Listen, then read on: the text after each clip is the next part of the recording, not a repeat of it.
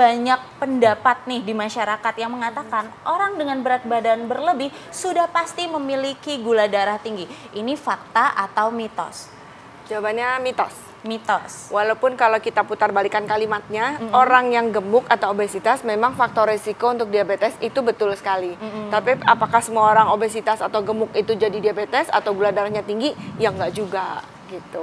Jadi belum tentu ya. Belum tentu. Orang yang kurus juga belum tentu normal ya. Iya betul sekali, betul sekali. Ini yang lebih penting nih makanya. Katanya orang kalau gula darah tinggi itu pantang melakukan olahraga. Ini fakta atau mitos?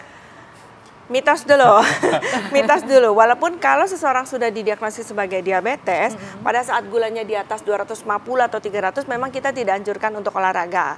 Jadi yang memang udah diabetes ya, yang udah benar-benar gulanya tinggi sekali, itu kita harapkan gulanya diturunkan dulu, baru boleh olahraga. Tapi kalau orangnya belum diabetes, gulanya naik-naik sedikit, ya monggo olahraga. Justru harus olahraga supaya gulanya turun. Nah, jadi kadang-kadang orang pakai ini sebagai alasan justru. Ya, jangan. Nanti Dokter Rusmandari bisa ngomel. Ya, ngomel untuk kebaikan tapi. Benar sekali. Nah dok, ada lagi nih masyarakat yang beranggapan katanya orang dengan kadar gula darah yang tinggi lebih mudah terkena penyakit flu dan batuk. Ini fakta atau mitos? Fakta. Karena kalau kita bicara gula darah tinggi, tentu konsepnya maksudnya orang diabetes ya. Kalau orang diabetes memang sangat mudah untuk sakit apa aja gitu. Jadi nanti kalau teman-teman nih yang nonton, kok saya sering batuk pilek, kemudian saya sering serak, sering sakit tenggorokan, mungkin dicek aja gulanya karena memang orang yang diabetes itu sakitnya lebih gampang kena dan lebih susah sembuhnya. Betul. Nah, ini ada yang lebih penting nih sebenarnya. Karena orang ceritanya nih udah tahu bahwa oh saya diabetes nih. Nah, mereka udah dengar kalau orang diabetes ini katanya nggak boleh makan karbo katanya. Nah, itu penting banget. Atau mitos? Betul banget, ini penting banget. Sebenarnya berkaitan sama Dr. Jualita nih tadi ya, bagus banget. Jawabannya adalah mitos. Karena apa? Karena justru kalau orangnya sudah diabetes atau gula darahnya tinggi, ya nggak ada yang dilarang sebenarnya. Tapi yang harus adalah gizinya seimbang. Yang kita makan sehari-hari ini salahnya itu kan adalah gizinya nggak seimbang. Banyakan karbonya, banyakan lemaknya, banyakan proteinnya. Nah yang diharapkan tuh yang gizinya seimbang. Tapi bukan tanpa karbohidrat loh, harus pakai karbohidrat. Jadi harus pakai karbo malah ya? Harus. Oh, ini harus pakai karbo sebenarnya. Hanya karbonya apa? Nah itu nanti. Karbonya makanya pantengin apa, terus betul. Ayo Hidup Sehat ya, makanya kita bisa tahu. Iya, banyak ilmu jadinya ya. Iya. Nah dok, ada lagi nih fakta dan mitos yang beredar di masyarakat. Katanya kalau sering kesemutan, itu tanda kadar gula darah meningkat. Itu fakta atau mitos? Fakta. Fakta. Jadi ini adalah salah satu komplikasi lagi-lagi kalau diabetes ya. Kalau sudah diabetes ini memang sangat sering. Bahkan kita punya penelitian baik di luar maupun di dalam negeri, di rumah sakit saya sendiri, angkanya hampir sama. 50-60% pasien diabetes itu mengalami keluhan kesemutan atau baal atau apa sih bahasanya ya, kebas. Apa ya, nggak berasa itu loh. Di mana ya tuh dok yang biasa terutama di ujung-ujung jari, baik di tangan maupun di kaki gitu. Nah itu memang gejala yang paling sering, komplikasi dari diabetes yang paling sering. Oke. Jadi jawabannya berarti betul itu ya. kalau misalnya udah tinggi, kadarnya tinggi sekali baru terasa kesemutan. Tapi kalau misalnya kadarnya masih sedang, apakah masih ada rasa-rasa kesemutan? Gitu. Kalau dia sudah didiagnosis diabetes, walaupun gulanya sudah bagus, tetap masih mungkin dia kena komplikasi seperti itu. Oke, jadi kalau pemirsa di rumah sering merasa tangannya, ujung-ujung jarinya kesemutan, segera periksakan kadar gula darahnya. Betul Tapi sekali. ngomongnya aku serius nih, jadi ada beberapa pasienku bener nanya, dia bilang ini saya lihat nih si bapak atau si ibu ya, dia ngaduin pasiennya, dia bilang ini suka kalau tidur katanya ujung kakinya dikerumputin semut katanya, atau ujung tangannya, dia bilang itu tanda gula darah tinggi nih.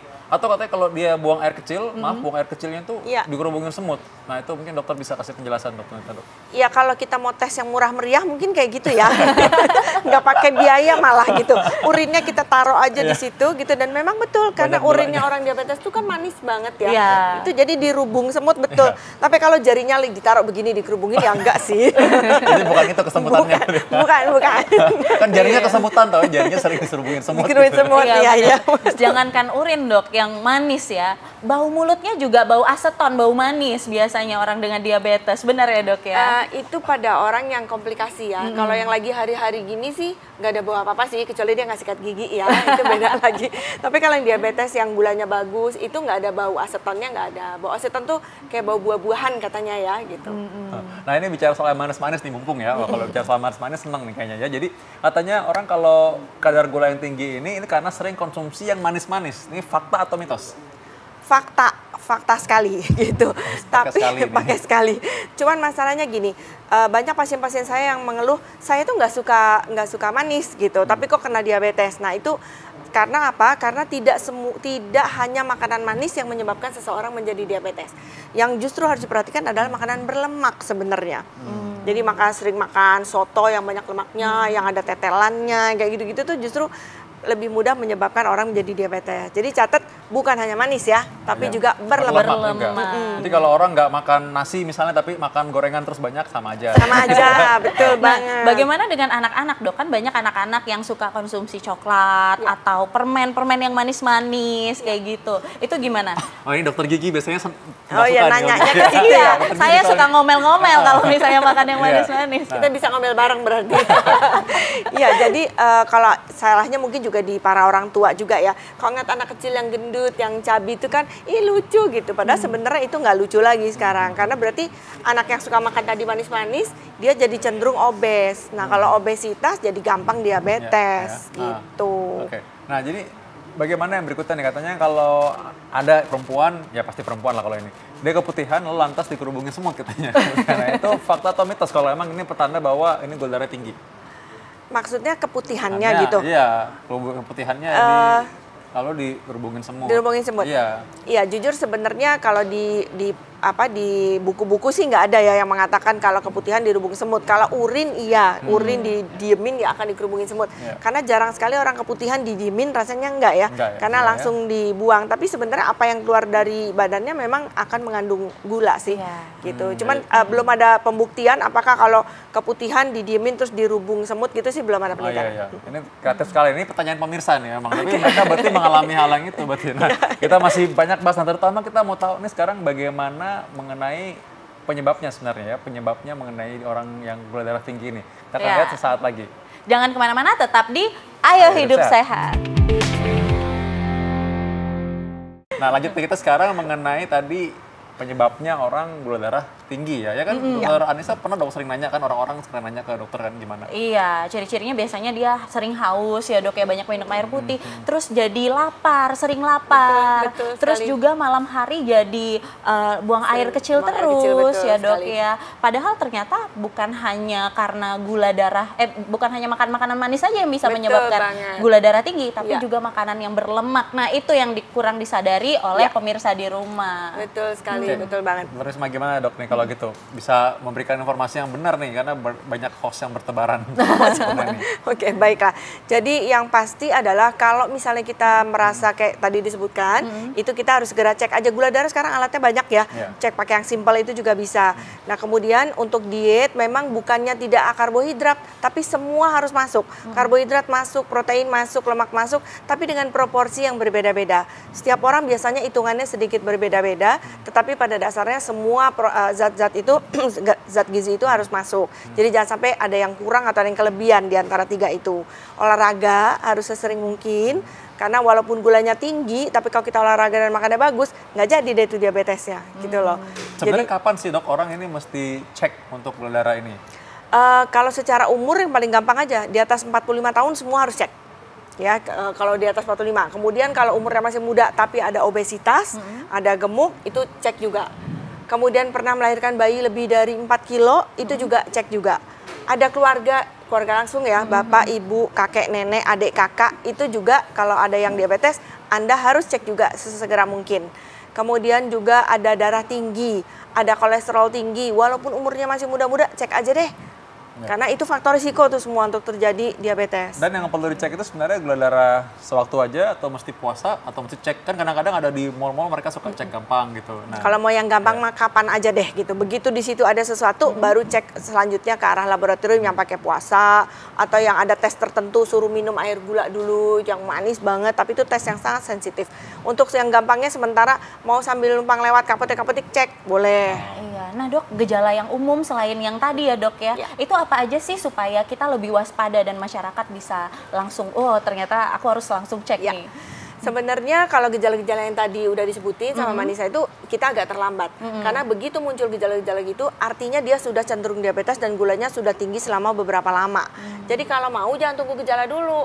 Begitu ada tadi tuh ada gemuk, ada melahirkan bayi, ada hipertensi, ada kolesterol dan lain-lain, cek aja. Jadi intinya adalah prevensi. Jangan sampai tinggi dulu, jangan tunggu sampai bergejala. Ya, gitu. Orang sampai bosan tuh kayak dengar pencegahan baik daripada pengobatan. Betul. Tapi memang benar, tapi memang betul iya. banget. Itu uang akan sangat sangat bisa apa sih namanya? Dihemat betul. Sangat bisa dihemat kalau kita udah diabetes itu kan komplikasinya banyak. Uang akan terbuang. Tapi kalau hemat nggak makan gorengan, itu kan hemat, nggak jadi diabetes pula. Bagus kan? Nah ini pas nih komplikasi ini penting nih. Apa aja komplikasinya diabetes dokter? Diabetes itu mungkin orang-orang pada nggak takut karena nggak ada rasanya. Tapi komplikasi diabetes itu yang ada rasanya. Dia bisa bikin kematian ya. Kematiannya itu bisa dari jantung, dari stroke, maaf kakinya diamputasi, kemudian ada gagal ginjal, kemudian matanya buta, dan maaf untuk laki-laki mungkin disfungsi ereksi, keputihan pada perempuan. Nah itu yang nggak bikin kematian ya. Tapi dua yang bikin kematian itu yang begitu udah ada gejala gitu baru pasiennya takut gitu. Iya, mati rasa. Tapi kadang-kadang justru itu yang bikin takut loh dok. Kadang-kadang kalau dibilang serangan jantung nggak terlalu takut. Oh masa sih? Tapi kalau yang dibilang wah ini nanti nggak bisa naik lagi. Wah. Oh yang itu ya betul. Ya itu takut ya gitu. Kadang saya iri sama dokter-dokter temennya dokter Vito nih. Kalau dikasih obat sama teman-teman dokter Vito nih dokter jantung nurut semua. Tapi kalau saya kasih belum tentu nurut. Karena kalau sakit jantung bisa bikin meninggal. Kalau diabetesnya aja kesannya enggak. Padahal efeknya adalah banyak ke situ. Ya. Nah makanya tuh gitu. harus nurut ya. Nanti harus nurut benar-benar. Karena nanti itu kita juga konsulnya ke dokter endokrin juga, dokter Risma ini. Ya, nah dok juga ada nih masyarakat yang banyak beranggapan, termasuk pasien-pasien saya banyak nanya nih dok ya. Katanya itu ada gula kering, gula basah. Jadi kalau gula kering itu badannya kurus seperti itu.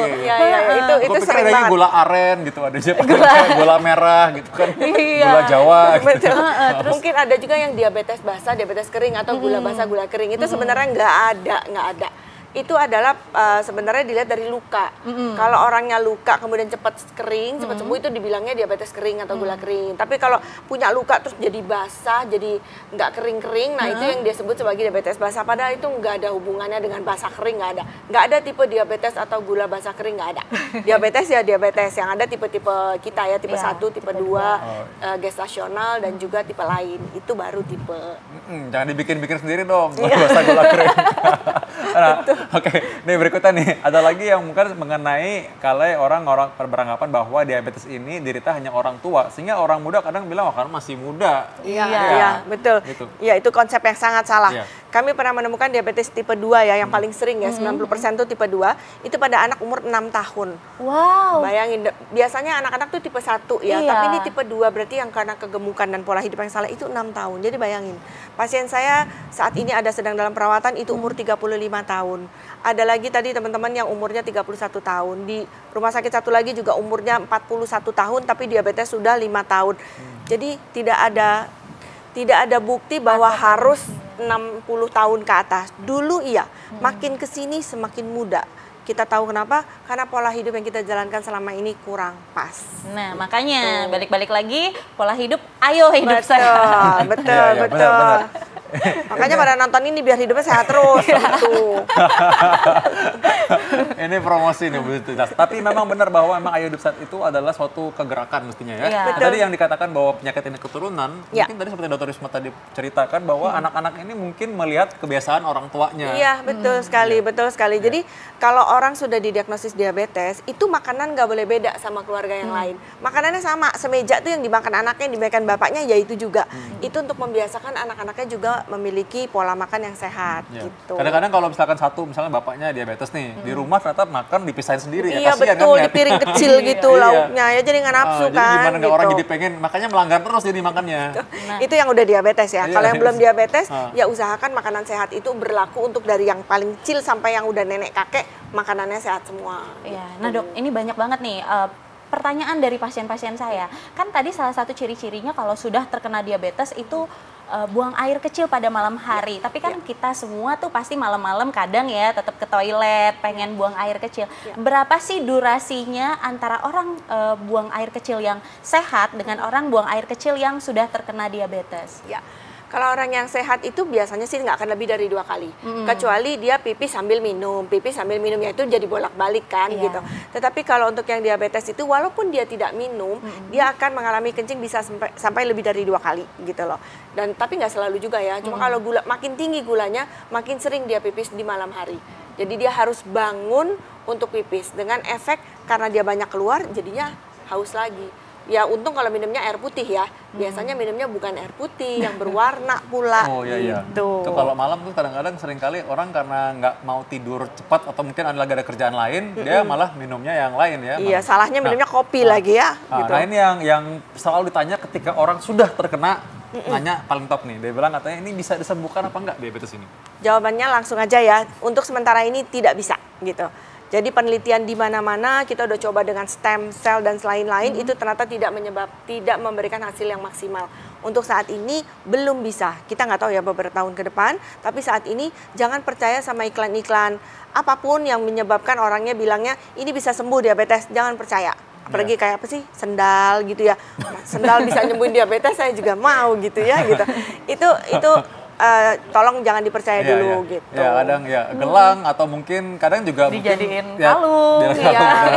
Betul. Ya buat lucu, buat cantik boleh, tapi buat hilang diabetes sih mohon jangan dipercaya deh. Gitu. Terutama obat herbal ya, hati-hati karena tidak bisa menyembuhkan diabetes ya dok ya. Takutnya komplikasi ke ginjal udah ada, minum obat herbal akan memperburuk kondisi ginjalnya. Jadi saya saran banget kalau udah diagnosis diabetes jangan minum yang aneh-aneh deh gitu ya. Konsultasi dulu deh ke dokternya. Ya, baik. Berarti deteksi dini dari awal dan yang berikutnya adalah bagaimana cara kita jaga hidup sehat, olahraga, jaga makanan sehat. Nah, makan sehatnya gimana? Ikuti terus Ayo Hidup Sehat ya. Iya, dan jangan lupa pemirsa mencegah jauh lebih baik daripada mengobati. Nggak terasa sudah 60 menit kita menerima. Udah ya? Iya. Ya ampun, udah 60 menit loh kita nemenin pemirsa di sini. Padahal masih pengen ngobrol-ngobrol lagi ya. Ngobrol lagi, besok lagi deh kalau gitu ya. Oke, Kembali lagi ya. Sekarang kita pamit dulu ya dokter Terima Vika kasih ya. Dokter Risma. Sama-sama. Jangan lupa saksikan Ayo Hidup Sehat setiap hari Senin sampai Jumat jam 1 sampai jam 2 siang hanya di TV One. Dan kalau terlambat menyaksikan, Anda bisa lihat tv1.co.id dan juga Anda download TV One Connect. Saya Dr. Vito Damai. Dan saya Dokter Tengku Anissa. Indonesia, Ayo Hidup Sehat. Hidup Sehat.